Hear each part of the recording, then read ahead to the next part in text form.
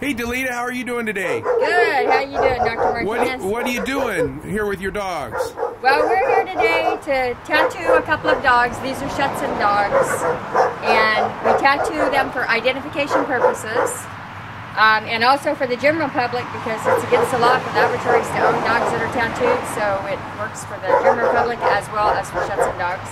But mainly just to tattoo them so that when they go through the breeding process system, we can identify who the dog is. Great. And why is that important for them to identify the dog?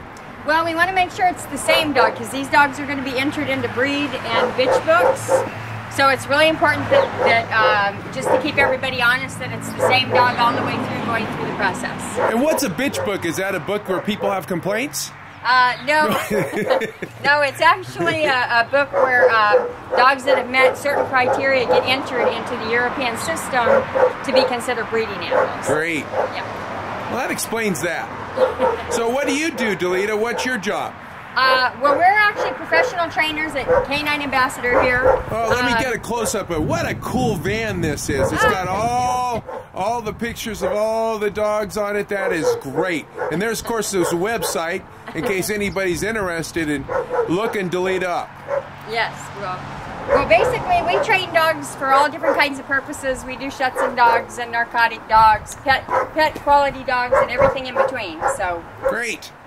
Well, I'll tell you. Well, that's great. And you know what? Today we'll just I'm going to show what the process is of tattooing, so everybody out there can get an idea of what we do here. You as a trainer and me as a vet. Fantastic. All right. All right. I'm good.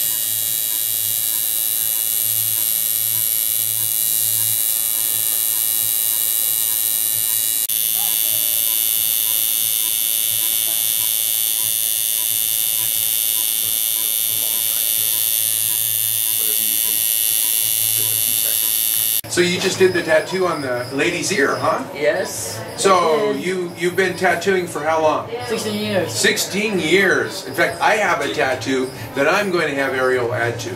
Yeah, I have a dog paw and an eye, and I want a galaxy around it. But I'll talk about that later. So what is the differences between tattooing a dog's ear and tattooing people? As you see, the dog sleep, the human not. And the humans, do they move around and sometimes do they whine? They whine sometimes. No, so you have to this take. One? Yes. Excellent. So, well, that's good, Ariel. Thanks for doing it. We're going to X-ray to make sure that Lady doesn't have any abnormalities in the skeleton. Lady just got a tattoo, and we're going to look at the tattoo. It's upside down, but that'll give you an idea how beautiful Ariel's tattoo is. See how crisp and how it stands out in the ear. So Kim's getting ready to X-ray, and what she's going to do is take an X-ray of the elbows and the hips, so that now that the animal is tattooed, we're going to certify that it has good bones too.